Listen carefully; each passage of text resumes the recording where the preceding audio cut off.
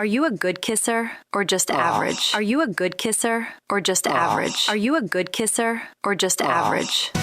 Welcome to the BJ Show. Let's rock and roll. Rock and roll. Come on, everybody. Let's lose control. Brad and John never wants to follow.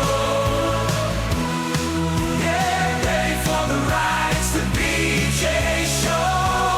BJ Show. It is the BJ Show. Today's date is Wednesday. It is Hump Day, April 8th, 2026. John Combest, good morning to you. Good morning to you, Brad. That's the voice of John Combest, who every day in his life gets up early and puts together this incredible list of all the important things you need to go know about the state of Missouri. Dozens of things. But sometimes information overloads. So what we do is we bring in this guy right here. I'm Casey Kasem. And he counts down John's top three. And we start with... In third place. Today we're going to start really local, and then we're going to jog a little bit west, and then we're going to come right back to the Westplex. Our first story today brought to us by Ethan Colbert of the Post-Dispatch. His headline, 50 jobs are vacant in St. Charles County government. The government is looking to fill them. I'm going to tell you when and where in just one moment. But here's what Ethan has to say. There are more than 50 vacant staff positions within St. Charles County government here, ranging from police officers and 911 dispatchers to mental health professionals, HVAC technicians, and election workers. County leaders said Monday these positions are just a few of the ones they hope to fill during a job fair Wednesday. That's today. The county's annual job fair regularly attracts more than 150 job seekers, officials have said. Now, I'm going to cut right to the very end of Ethan's piece. The job fair will be held today, that's Wednesday, from 10 a.m. to 1 p.m. at the Missouri Job Center, which is at 3757 Harry S. Truman Boulevard in St. Charles, 10 a.m. to 1 p.m. Now, Ethan talks to a whole bunch of folks that have some ideas about what it would be like, what an ideal candidate would be like in terms of filling some of these roles. And one thing will tickle your fancy, Brad. New hires for the county dispatcher roles will undergo an extensive training program before answering their first emergency call. For folks who don't know, Brad used to work as a police dispatcher back in the day. Ethan goes on to explain, quote, many new hires will resign during the training program because the pressure of dispatching proves to be too much. Now, Ethan talks to a gentleman named Mr. Smith. I want to make sure that I get his name correct here. Jeff Smith is the county's emergency communications director. He's hoping to hire 9 dispatchers to fully staff his department at 44 positions. And here's the unique anecdote here that he has about successful candidates. He says the recent hires who have thrived in the dispatch office have been former fast food workers. That sounds a lot like Brad Hildebrand at Steak and Shake. Mr. Smith says, I don't know what the correlation is there. Other than in fast food, you were taking orders, filling orders, and then taking the next order. And that is kind of what emergency dispatchers do. You handle one emergency, hang up that phone call, and then you're on to the next one. So, to quote Brad Hildebrand, once again, the data, 10 a.m. to 1 p.m. today, Missouri Job Center, 3757 Harry S. Truman Boulevard in St. Charles. There are 50 jobs to be filled. You say, John, you probably couldn't make a living wage at any of these jobs. Au contraire, a starting salary for a dispatcher is initially $58,500 and could be increased to $64,000. Excuse me. Let's be precise. $64,400 after a dispatcher completes the new hire probationary period. So you can pay a few bills with somewhere between $58,000 and $64,000. So again, today, 10 a.m. to 1 p.m. at the Missouri Job Center on Harry S. Truman Boulevard. I applied for that job, and they wouldn't give me the time of day. Oh, really? And why is that, Brad? I don't know. I mean, this was a deal probably about a year ago where they had, we need dispatchers. And I contacted the person. I have to go back in my emails and look who it is. And they told me there were no positions available at that point in time. But they would keep my name, and if any future openings happen, they would contact me. Guess what? Never got contacted. So what does that tell you? Wow. And have you considered actually putting in a little bit of perseverance or applying again? Well, I get it. They don't want me because I'm an old guy. So it's easier to let your ego be bruised and then complain about it rather than actually applying again now that jobs are open. You know what? So many times you hear this about, oh, we've got job openings, and they don't. And don't get me wrong. You said the thing about they're going to wash out after through. What's interesting about it is that I can see the corollary between fast food and being dispatching. Corollary is something completely different. Because of the fact that you have to essentially be agile and move quickly. And some people can't do that. When I ran, because after about a year and a half, I was actually the communication supervisor at my old department. And we hired a couple guys who just could not multitask. And when you're a police dispatcher, you have to be able to multitask. You can't just say, okay, let me finish this and I'll get right back to you. It doesn't work that way. You have to essentially, be able to handle peaks and valleys, surges in calls, and then all of a sudden nothing for, half an hour, 20 minutes or something like that. And a lot of people. Speaking of people who can multitask, some great news came last night. That's story number 2. Jane Pushkar, did she make it? Is that what it is? Up a notch to number 2. Last night on an election night special from the Jefferson City News Tribune, they went beyond traditional election results and they introduced the brand new managing editor of the Jefferson City News Tribune, Rachael Herndon Dunn. Now, you may recognize her name because she is most recently, the communications director. She leads communications for Secretary of State Denny Hoskins. She's also the co-host of the Moledge podcast with the great Jake Croson, who happens to be the editor of the Missouri Times. And Rachael Dunn is no stranger to folks in Missouri politics. In fact, she worked for Scott Fawn from 2014 to 2019. You could say she pretty much ran the show, kept the trains running on time for Scott for that 5-year period before she went on and did a few other things. She's had an extensive career in journalism, but we're not here to read her resume. For folks who don't recall, around the end of last year / beginning of this calendar year, Scott Fawn purchased the Jefferson City News Tribune, the California Democrat, the Fulton Sun, and he needs somebody to run the show for the newspaper in our state's capital. So, Brad, you unwittingly, as you often do, had a great lead-in when you talked about people who can multitask, who can handle competing and asynchronous deadlines. Rachael is going to be so good in this position. I was so excited to hear this news last night. And, frankly, there's a lot of things that the News Tribune could do better. I don't think it has to do with their reporting, because I think their reporting is really solid. I think they cover the Capitol really well. I'm not into Jefferson City municipal government news, but they appear to cover that very well. But I think some of the nuts and bolts stuff, particularly as you look at their web presence, I go to the News Tribune website every day. I never know when I go, if it's at 5 a.m., if it'll be updated.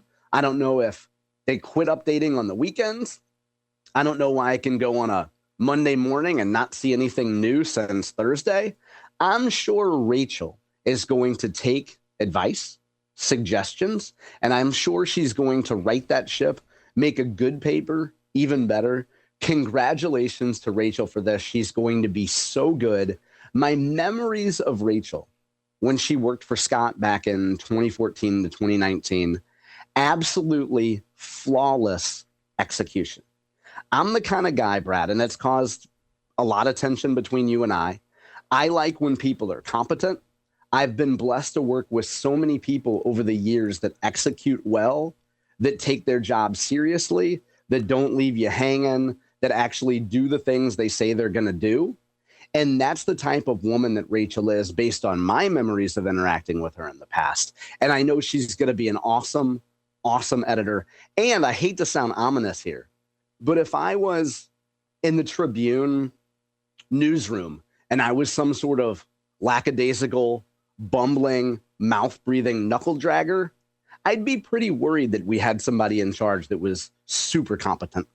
Well, John, hold it a minute. I'm a little confused. Were you talking about the News Tribune's website or stlpr.org's website about not being updated and you'd never know when it was going to be updated and there was nothing on the weekends? Which one were you talking about again? It wasn't St. Louis Public Radio, because they do update on the weekends like they did this weekend as it related to the Wesley Bell story and other things. But your point is taken, Brad. Your point, of course, is that St. Louis Public Radio doesn't work on the weekends. With 34 people, you would think they would have, once again, we've talked about this before, if each reporter was given one story a day, they would crush that website. But it seems... And as Brad Hildebrand frequently beats this dead horse, they're supposed to be a radio program.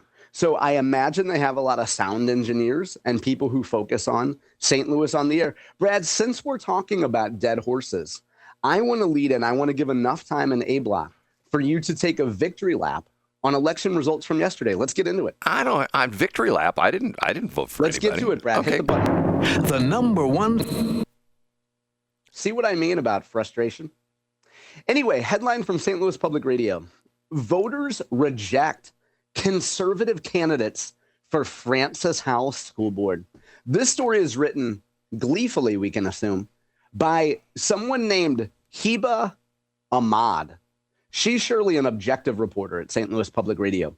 Sarah Dillard, Jason Adams, and Kevin McGuire are the projected winners of seats on the Francis Howell School District Board of Education, making a sweeping rebuttal of conservatives who dominated after the pandemic and protests for racial justice in 2020. Each of the three candidates received about 19% of the vote. The candidates were endorsed by the Francis Howell Education Association, the district's teachers union, and the Progressive Political Action Committee. Francis Howell forward. Mr. Adams, Jason Adams said, "I'm just so excited that our community has decided to finally put the hate and the divisiveness that has existed on our board to rest so we can concentrate on the serious matters instead of the manufactured noise that's taken place over the last few years." McGuire said he was proud of the Francis Howell community for turning out to vote. "I will spend every moment of every day that I can doing all the work I can to make our district better and for the purpose of what it was intended to do, and that's to create successful students." Now, Brad, I want to give enough time. I know in B block and C block, we're going to give you a little bit of time to dance on the graves of people that you're angry about for not buying advertising and whatever manufactured angst that you have. But let's talk about a few other election results across the area. A number of incumbents were defeated in St. Charles elections and then also across O'Fallon. Two incumbents lost their St. Charles City Council seats, and one lost by a single vote. Now, this is going to be super annoying if you happen to be like me and one of those people that gets annoyed when people say, you know, every vote counts. One vote can swing an election. And I say, not likely. Well, it did happen in St. Charles. Ethan Colbert writes, voters here ousted two St. Charles City Council incumbents, including one tied to a controversial data center proposal and a lawsuit over the future of the city's park system. So we go here. Former county assessor Scott Shipman defeated Councilwoman Mary West by a wide margin. That's 65-35. And downtown St. Charles will be represented by Chris Kyle, who defeated incumbent Bill Otto by a single vote, 572 to 571. Bill Otto, if you recognize his name, even if you're not in St. Charles County, he's a former state representative. He said he would request a recount. And with one vote, you never know. It could actually change the results there. Also, real quickly, Voters ousted 3 O'Fallon City Council incumbents from office. Ethan Colbert also wrote that story. He said that voters ousted 3 incumbent city council members and rejected a comeback bid from a former city council member who resigned last year over concerns about conflicts of interest involving the city's new police training complex. And real quickly before we go to discussion, challenger John Palmer defeated incumbent councilwoman Linda Ragsdale by 34 votes. Across town in Ward 4, challenger Corey Spencer defeated incumbent Jeff Kuhn by 600 votes. And challenger Scott Yates defeated incumbent Lisa Thompson in Ward 2. Thompson launched a write-in campaign on Monday in hopes of retaining the seat she initially had decided to vacate. So we have a whole lot of results here, and I'd be remiss if I didn't point out a piece from Jason Rosenbaum today on St. Louis Public Radio, in which he says that St. Charles County voters overwhelmingly rejected freezing property taxes. Even if you don't live in St. Charles County, if you've been driving around the Westplex, you've probably seen signs for Proposition RT, and that lost yesterday roughly 60-40, actually 59-41. So, Brad, I'm sure you have commentary in B block and C block. Before we get there, any commentary on election results? Interesting, because the Prop RT, which was the property tax freeze, failed in St. Charles County, but I believe it passed in Warren, Franklin, and Jefferson, if I'm not mistaken. You might want to double check me on that, which is sort of interesting. And since I didn't even look at this morning, how did EMS and fire do in St. Charles County? Did they pass? You know, I went to the St. Charles County website this morning and it would not load for me, Brad. So I was unable to load those results. In fact, right before we went on the air, I tried to reload St. Charles County election results, and maybe it's my computer operating system, but I can't get the results to load. I don't know.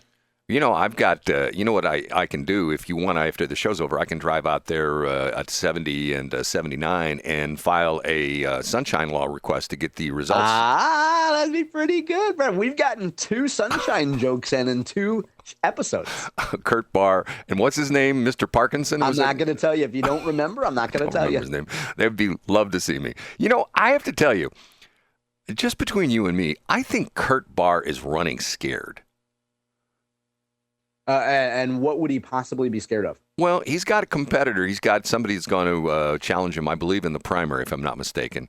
And he's been trying too hard. If you see, I know you're not a boomer Facebook person, but man, he's been putting video after video, himself putting videos up showing, hey, here's what we're doing for early voting. And it's him, and he's got his phone out, and he's taking pictures of this, and he's showing that. That's amazing. It's almost as if he's the director of elections, and he's trying to make voting easier for people. Well, he's still got a lot of people mad at him about the deal with where they only had the 2 voting centers, the early voting centers, one of which was I think out at that church out there, what used to be the old what was that, the Bell's Factory Outlet Mall. I believe that's the church that's out there now. And the other one was at their office right off of 79, just north of 70. And unfortunately, during that election period, the last time when they had that, they were doing the overpass there, and it was almost impossible to get in and out of that place. Yeah, that's certainly a unique situation. And if I recall correctly, when we discussed this on the show, Kurt Bahr said that, first of all, it was hard to anticipate exactly when MoDOT would be done with fixing roads, which I think most people can relate to. And also, if I recall correctly, Kurt Bahr said that in the upcoming elections, there would be many more satellite offices, and lesson learned from the last election. Because he got a shellacking on that. That's why. I mean, he got a lot of bad publicity on that. And I guess when you look... He did, but I mean, that's clearly not why he's offering more satellite offices. He's offering more satellite offices because he wants to do his job well. No, he's offering more satellite offices because he wants to get reelected, John. That's the way politics work. You should know that by now, John. You go. You should know that by now. I mean, all the Democrats, the slate of the 3 people that won in Francis Howell School District, they essentially were out saying, "You want pornography in the library? You get it with us. There you go, Brad. We're going to bring in Larry Flint, and Larry Flint is going to curate our library books at all the high schools." And matter of fact, you want nudity? We're going to have it in the grade schools. Yes! Full frontal nudity of men and women in the grade schools of all the Francis House School District grade schools. And the parents went, man, can I come to the library too? Can I come with my son and my daughter? Can I come? Can I check out some books? See, that's what got them in. It's amazing, Brad. And I somehow I missed that in their campaigning. And by the way, it's a good time to thank folks who yesterday shared our show. We had a tremendous reception to our show yesterday, and I'd like to thank all the folks who chose to share our show yesterday. Thank you for that. Did it get loaded up yesterday? Did it make it onto the web? Yeah, Brad, it was amazing. It was amazing, happen? Brad. It was a little late. It was around, 8:40, 8:45 by the time it got up. How did that happen? Doing what I do, we were able to get some eyes on it. And most importantly, I think it served its purpose very well. And you know what? Just to thank those people who thanked you and promoted, you know what I'm going to do? I'm just going to play just a little bit of this right now. John Combest, he's a man of taste. He's got a thing for a certain type of grace. He don't care about diamonds or pearls. All he wants is a girl with comfortable shoes. Well, John Combest, he's a good old boy, likes his music and his down-home joy. But there's one thing that sets John apart. He's got a thing for women in their comfy shoes. So those people. I knew you'd love those. Okay, we have to take a break.